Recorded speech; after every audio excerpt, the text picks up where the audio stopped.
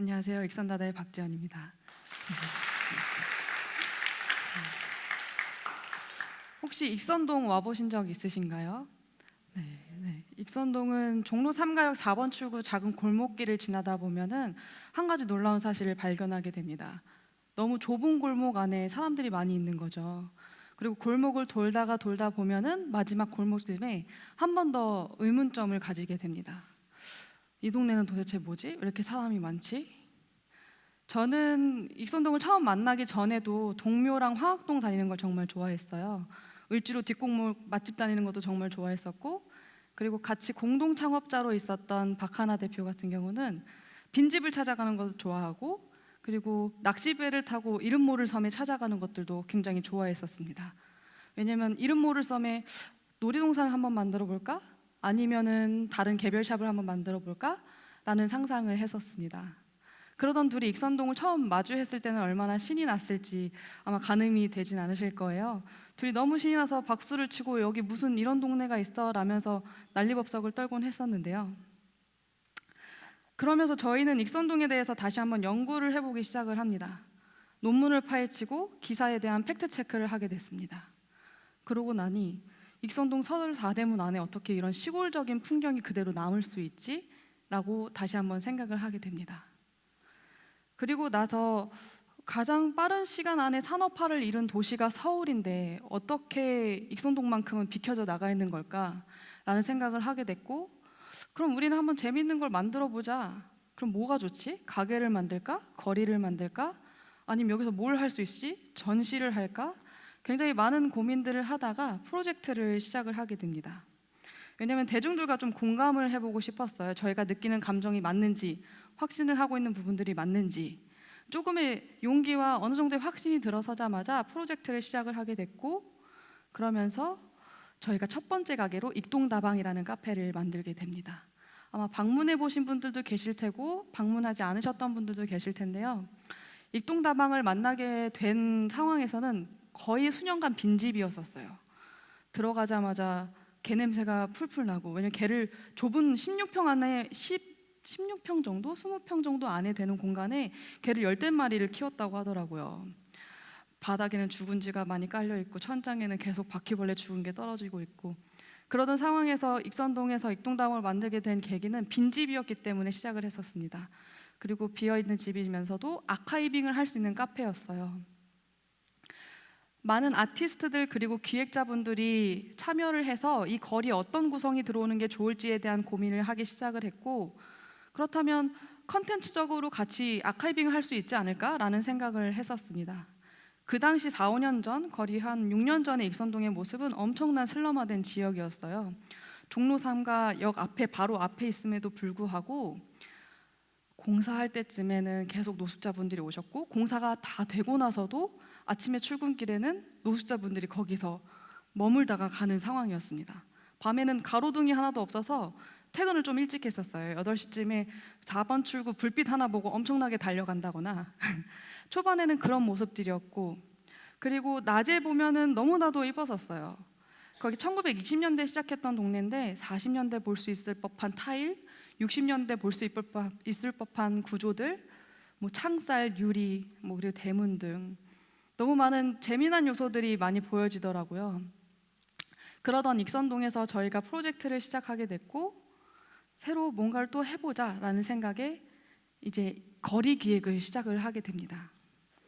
저희는 기획적인 부분에 있어서 새롭게 정의한 뉴 아날로그라는 키워드가 있었습니다. 이미 아날로그잖아요, 익선동은. 한옥이고 되게 오래됐기 때문에.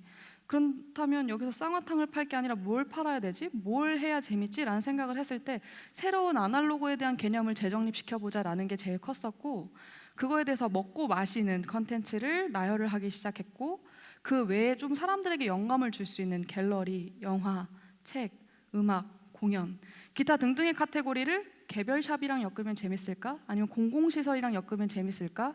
라는 상상을 이제 시작을 합니다. 구체화적인 부분에서는 개별성 그리고 독립적인 브랜드들을 만들어 나는데요. 독립적인 브랜드들이, 인디성을 가진 브랜드들이 많아질수록 시간을 향유할 수 있는 시간들이 많아지고 지루해하지 않을 테고, 그리고 다양한 오래 갈 수 있는 거리가 생기겠다라는 생각을 하게 됐습니다.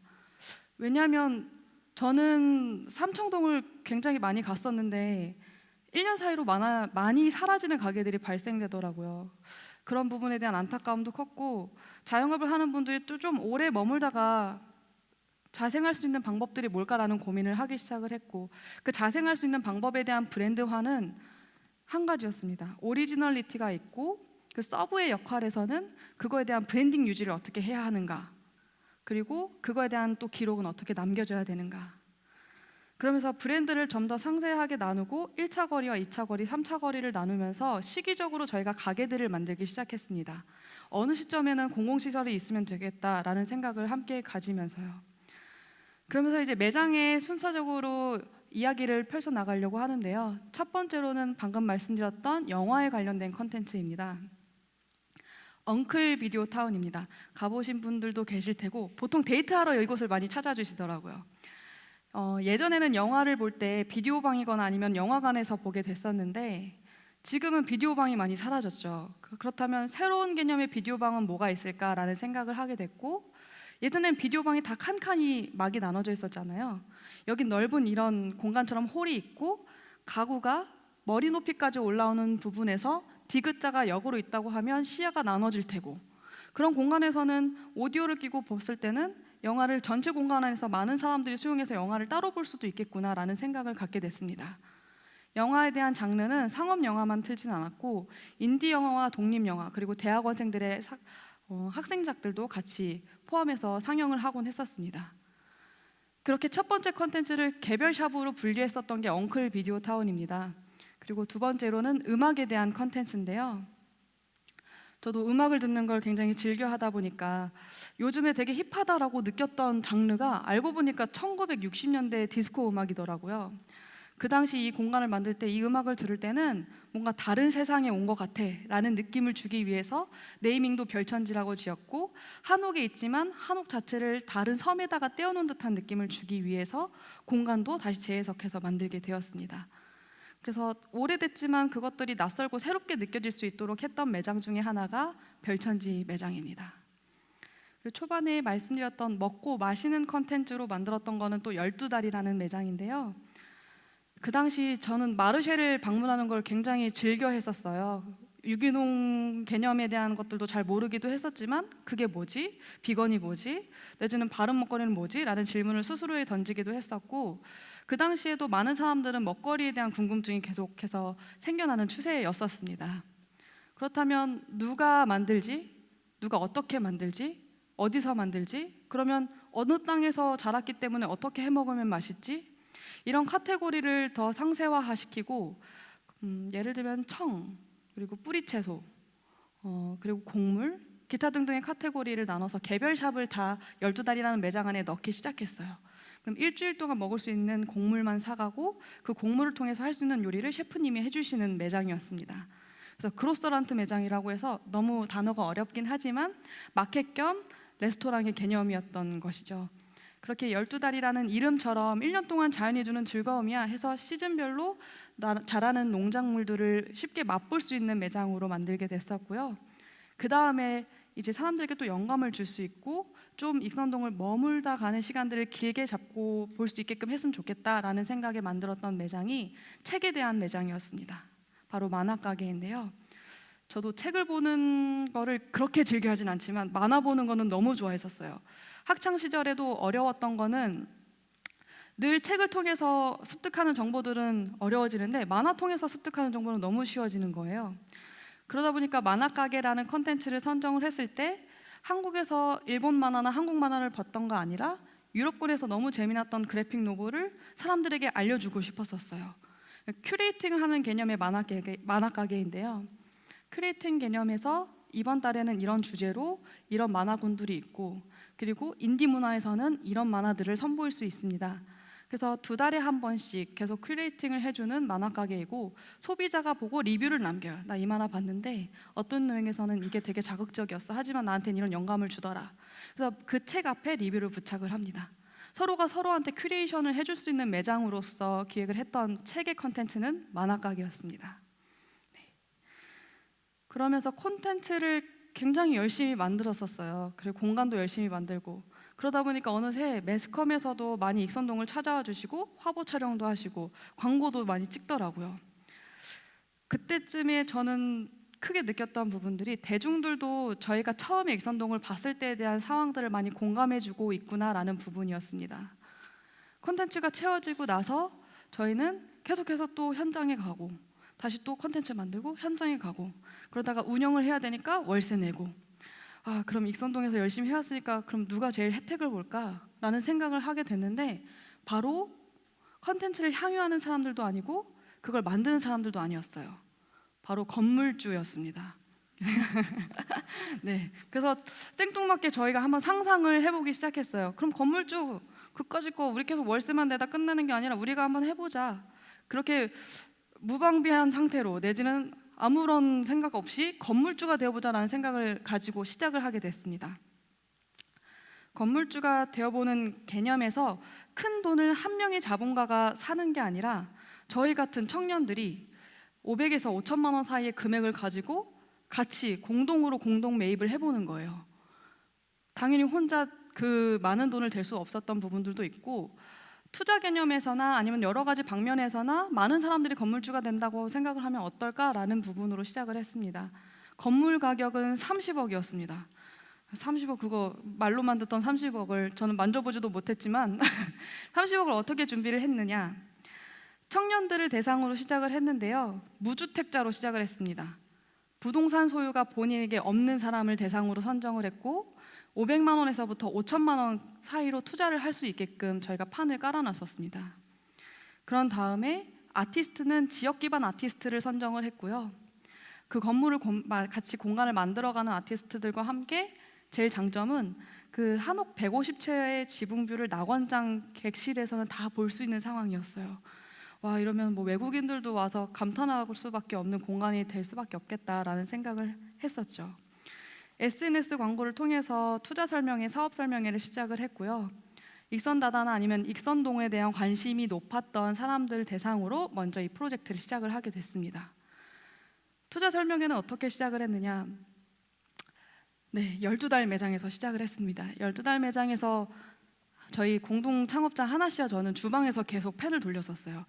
어떤 인력이 이제 빵꾸가 나고 누가 이제 대전에서 일을 해야 된다 하면 가서 서빙을 하고 주방에서 계속 펜을 돌리면서 파스타를 만들었었는데 저녁과 점심에는 그렇게 활동을 했었고 3시부터 5시 사이에서는 브레이크 타임 때 좌석을 싹 다 바꿔놨었어요.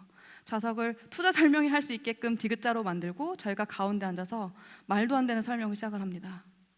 이 건물 301호의 변기의 주인이 될 수 있다. 투자를 하시겠느냐? 500만 원 가지고 종로 한복판에 건물주가 되어보겠느냐? 다들 어이없어 했었습니다. 그게 말이 되냐? 하지만 저희는 연남동이나 기타 등등의 동네에 대한 상황들을 비교를 분석을 해보고 지금 시가를 설명하고 그리고 저희에 대한 가치를 설명을 하다 보니까 조금 시간이 오래 걸리긴 했지만 투자가 성공적으로 시작이 되었습니다. 첫 주에는 그래 제가 1,000만 원 투자하겠습니다. 그 다음 주에 3억, 6억, 그래서 30억짜리 건물을 공동 매입을 성공하게 됩니다. 정말 소름 끼치는 상황이었죠. 제일 힘들기도 힘들었습니다. 만기를 맞추는 것도 정말 힘들었었고요. 그렇다면 컨셉은 어떻게 정할까? 지역 기반 아티스트들을 10명에서 15명 정도 선정을 했었는데요. 누구 컨셉의 방이 아니라 가구, 조명, 패브릭, 텍스타일, 캐피스트리, 식물, 그리고 수건, 기타 등등의 카테고리를 다 분할하고 그 안에서 활동하고 있는 디자이너분들을 협업을 이어나갔습니다. 이런 컨셉의 업장이고 이런 컨텐츠로서 어느 부분에게서 어떤 장점이 보여졌으면 좋겠다라는 설명을 통해서 각 부분마다 아티스트들을 같이 협업하는 기회가 됐었습니다. 네. 가장 큰 의미는 정말 투자까지 힘들었었던 부분들도 있고 투자의 대부분이 소액 청년 주주들이었죠. 그래서 저희한테 너무 의미 있고 재미난 부분들이었고 그리고 아티스트가 한두 명이 아니라 10분 이상에 대한 아티스트들이 함께 했기 때문에 저희에겐 제일 큰 의미의 매장이기도 했었습니다. 네, 그러면 처음 질문으로 다시 한번 돌아가겠습니다. 익선동에 와보신 적 있으신가요? 익선동 저희가 그 당시 알았을 때에 대한 상황은 만약에 재개발이 이루어졌다고 하면 15층짜리 주얼리 상가가 되어 있었을 겁니다. 한옥이 다 밀리고 주변 상권에 의해 주차장이 되어 있거나 실제로 12달이라는 매장 맞은편은 숙박업소에서 가지고 있었던 한옥 한 채가 있었어요.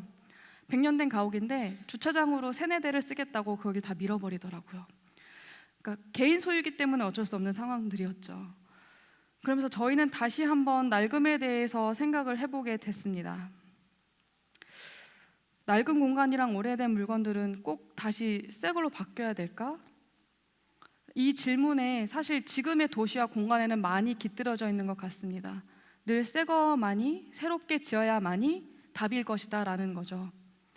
사실 생각해보면 낡은 공간과 오래된 건물들은 지역이 가진 이야기에 집중을 하고, 그리고 오래된 것들이 새로운 사람과 만났을 때의 새로운 경험들을 이야기를 펼쳐나갈 수 있을 거라고 생각을 하는데, 사실 늘 배제되었던 상황이더라고요. 저희는 익선다단은 익선동뿐만 아니라 땅이 가진 이야기, 지역이 가진 이야기에 집중하려고 합니다. 지금은 익선동뿐만 아니라 대전에서도 활동을 하고 있는데요. 예전에 철도간사촌으로 보여졌던 지역이 그대로 남아있고, 예전에 익선동만큼 재미나게 공간이 구성되어 있는 데가 있습니다. 서울과 부산에 있는 경부선 중간에 대전이라는 지점이 있고, 대전역 구도심에는 아직도 그대로 날거대 공간들이 남아져 있더라고요. 저희가 한 3-4년 전부터 전수조사부터 시작을 해서 프로젝트를 시작을 해왔고, 지금은 몇 개의 상점을 오픈해서 익선동에서 하지 못했던 요소들을 시작을 하고 있습니다. 예를 들면 점조지구로 해서 가게의 개별성을 가졌던 익선동과 달리 소재동의 경우에는 면조지구로 해서 만들고, 공공시설, 스테이, 그리고 개별샵, 기타 등등의 요소들이 원주민과 함께 할 수 있는 요소들을 가지고 소재동에서 시작을 하고 있습니다.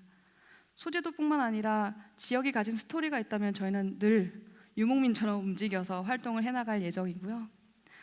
이 PT를 통해서 다시 한번 말씀드리고 싶었던 사항들은 아마 저희들 주변에 낡은 것들이 굉장히 많을 거예요. 꼭 버려야 되는 것들이 아니고 꼭 새거로 교체해야 되는 것들은 아닐 겁니다. 낡음이 품고 있는 가치를 다시 한번 생각해보는 계기가 되길 바라고, 다시 한번 바라보는 계기가 되길 바라면서 이번 PT를 마치겠습니다. 감사합니다.